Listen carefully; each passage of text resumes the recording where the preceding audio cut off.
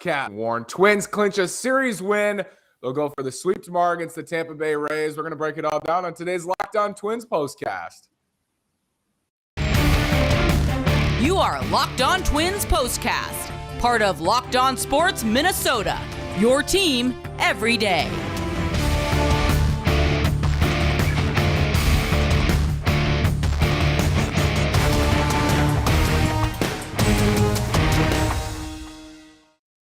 And welcome to another edition of our Locked On Twins postcast. Today is Saturday, June 11th. I'm the host of Locked On Twins, Natch Walker, here with writer and reporter at Access Twins, Brandon Warren.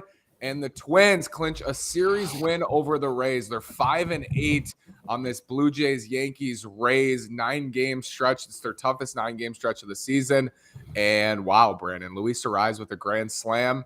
It's been fun to watch, and they clinch at least a 5-4 record, which I know is good news for you. Yeah, I don't know where my White Sox hat is here, but it's not too far off. 5-3. I think you said 5-8, which is. Did I say 5-8? I think you might have, but 5-3. And I promised 5-4. So whatever happens tomorrow, we're hoping for a sweep, but we'll see what exactly happens. I do have a friend who promised me $250 via Venmo if the Twins sweep this series. So I think he's sweating a little bit. I'm not going to make him pay it. But yeah, another game, kind of a nail biter, but Chi González doing just enough to keep this thing afloat. I know he exercised his opt out. They had to add him today. I don't know if I want him to make any more starts, and he probably won't. But it was a total team effort, and he started it. Good win, though. And the Arraez grand salami to get things going was a lot of fun. I was listening on the radio at that point, and boy, Corey was very excited. Twins were big underdogs today.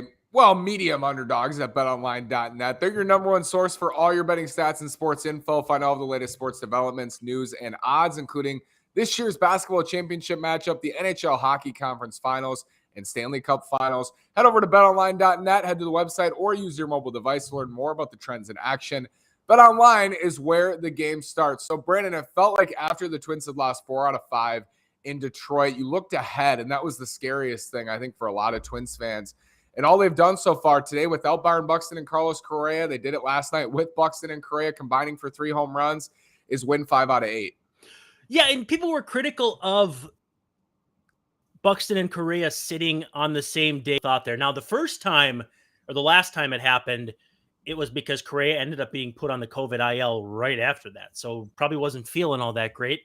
But two, do you want to sit them both on the same day so you can be full power before and after it? Or do you sit one day, one the other day, and then you're half power each of those days? It affects 2 games instead of 1. So I'm not sure what the right answer is to that. And I understand fans coming from a ways. You know, I had a friend who said if he was driving from Fargo, he'd be upset if he came all the way down to see a Twins team that had Jose Miranda hitting third. But you know what? They did a nice job. And Shane Baz, a lot of people excited to see what he would bring to the table coming off missing the start of the season. And the Twins seemed to handle him quite well. No Kyle Garlick in the lineup. He's still on the IL, so they had to go another direction for their mashing. But just a great team effort. And, got a little dicey at the end there, but they pulled it out. 8 games here, and they've faced at least a number 3 starter in all 8 of these games, and they've done very, very well in 7 of them, save for Jose Barrios, who dominated in between, but they ended up coming back and beating Kevin Gausman on that Sunday, and they had a chance. Barrios pitched well yesterday, so what would that mean if facing the Twins fixed him? That'd be I don't think the takes would be very good. There's a storyline for you at Access Twins. You can write about that one. But yes, 8 games, and I've been incredibly impressed by the approaches, the different plans against these pitchers. Shane Baz looked like he was dialed in early, same with Nestor Cortez in the Yankees series, and the Twins just keep at them, and they find a way to hit the ball out of the ballpark. And I tweeted out, they have 10 guys now who have 30 hits or more on the season, but they're also hitting home runs. So it's not just slap hits around the field, which they're doing, and it's a good thing, but they're also hitting homers. Yeah, I think I actually used that for a set of Bally Sports notes the other day when I had the Twins. Probably like 2 or 3 series ago, they had 10 guys with 20 or 25 plus hits, which again speaks to the balance in the order that I think you and I have kind of been banging the drum for. And to see Luis Arraez jump the yard off Boz was, I think, especially impressive. But let's talk about the pitchers that they've roughed up too. Taillon, they did very good against. Nestor Cortez. That's before you even consider Kevin Gausman, who I believe had another rough outing today. Garrett Cole, year in, year out, he's a Cy Young candidate. He really, the hitting, but also the walking too. What's that? Rasmussen too. Rasmussen came in, yep. And I think they got, was it Springs tomorrow, who's having a pretty nice season. They're not, this is not a summer vacation. I know kids are just getting out of school, but this is far from it. And if the Twins could go 6-3, again, it shows you that what happens 2 weeks ago and now happens in this 2 weeks, they may not have any correlation. And that's my theory when it comes to baseball writing. You have to look forward 2 weeks and you have to look backward 2 weeks, but you'll have to write today. And that's the great struggle of it when you put the pen to paper or the fingers to keys, is you have to take all of that information, what you see, what you've seen, and turn it into something that makes sense and can last the test of time. That's really hard to do. More than 100 games left to play, but we've been encouraged for the most part from what we've seen from the Twins. You'll be encouraged with Athletic Greens. What is this stuff? With one delicious scoop of AG1, you're absorbing 75 high-quality vitamins, minerals, whole food source superfoods, probiotics, and adaptogens to kickstart your immune system. Plus, to make it easy, Athletic Greens is going to give you a free 1-year supply of immune-supporting vitamin D and 5 free travel packs with your first purchase. All you have to do is visit athleticgreens.com/MLB network. Again, that's athleticgreens.com/MLB network to take ownership over your health and pick up the ultimate daily nutritional insurance. So going for the sweep, and then the Twins will head to Seattle. When they go to Seattle, sounds like both Sonny Gray and Joe Ryan will pitch in that series, Brandon. So getting healthier in this rotation.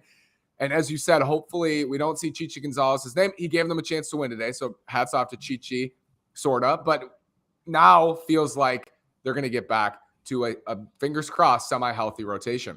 Yeah, and it gets you to Seattle against a team that's 6 games under, and you hope you don't go back to the pattern where you didn't play as well against Detroit and Kansas City. You don't want to let down, and it feels like they're traveling west, right? It's going to be late night games.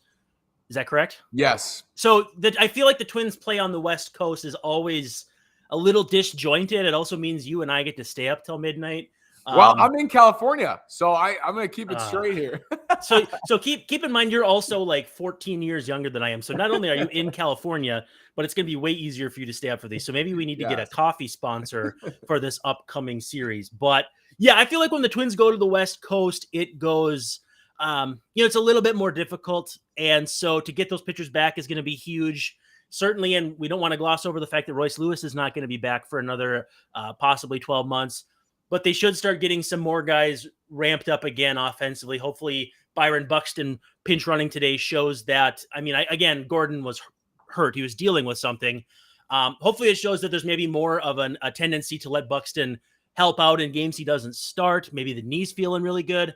Hopefully, that these encouraging signs that we've seen from the offense will continue as the pitching staff gets back to as close as they can to full strength in Seattle. This is when the Twins are at their best, I think, in 2022, when they let Byron Buxton and Carlos Correa lead them. Those two perform together in the lineup, and then when they're not in the lineup, picking it up around them. But really, to me, Brandon, it's Luis Arraez, Correa, Buxton, Polanco. Those are your guys you need at the top of the lineup, those 4. But it's also been, Trevor Larnach has played pretty well. Kepler came into this game a little cold, but Miranda's getting hot, hitting the ball hard. It's been a full team effort. And the bullpen today as well. They bent, but they didn't break. Well, I want to put some shine on, I know I say that a lot, the top 3 in the order. So I ran some numbers, and the Twins OPS from hitters 1, 2, and 3 in the order, number 1 in MLB. So That's where it comes from. Again, last night, I think they were 7 of the team's 13 hits. You can't help but be impressed. And it hasn't just been Arraez, Buxton, and Correa. There's been Polanco in there. There's been any number of different guys who've filtered in and out. I mean, Kyle Garlick hit leadoff a game or 2 against a lefty. So they've gotten a lot of production, from the top of the order. As for the bullpen, yeah, I mean, I thought maybe Duran should have worked in the inning that Cotton did. And it was just because I think he faced Arosa, Reyna, Ji-Man Choi, and maybe it was either Margot on the front end or Diaz in the back. And I kind of can't remember, but the 2-3-4 or 3-4-5 for me, would have gone to Duran. And I was also a little bit iffy on Pagan at the end. But you know what? If he's throwing 97 and has Ryan Jeffers stealing strikes for him like the Hamburglar, anything's possible. Sometimes he looks so good when he's dialed in like that. White Sox are down 11-7. The Rangers are not done in the 10th inning. So looks like the Twins are going to open up maybe a 6-game lead on the Sox here. Cleveland hanging And let's around. not sleep on Cleveland. Right. Yeah, Cleveland hanging around with Oakland. Yeah. Cleveland has actually made it a lot tighter than the White Sox to this point. I think it's a 3-game lead for Cleveland. So we'll see how it goes tomorrow, the rest of this week, and moving forward. Brandon, thank you so much. We'll be back with a postcast soon. And we thank you so much for your comments. We'll finish with Josiah, who has a question. Would any team trade you a reliever or starter right now, Brandon? It's not, we don't see it very often in early June, but if you blew a team away, perhaps. I think if you're wanting to go for I know everybody wants Frankie Montas, Tyler Mahle, it's probably not going to happen. You would probably have to find your version of the guy you think you can fix. I can fix him, which I think was their Chris Paddock goal, and they were on the path to doing that. So, like, for instance, Tyler Anderson pitching really well for the Dodgers. If you can find the next Tyler Anderson and you think you can bring him in and within 3 or 4 starts have Wes Johnson kind of tweak a couple things, that's the kind of guy someone might trade. It'd be like a Yusei Kikuchi, who's not a candidate for that, but somebody who's, maybe 4.5 ERA, but decent peripherals. So I don't know anybody off the top of my head. And as far as a reliever, I think you could get maybe someone like Lou Trevino, or beyond that, I don't really know. Maybe Joe Mantiply from Arizona. But right now, I'm not seeing a lot of potential with, a lot of teams kind of in that weird ether where they're a few games within 500. So I'm just not seeing it right now. Getting closer and closer, still a ways to go before the trade deadline, but we will have a lot of chatter on that. Yep. Brandon, thank you so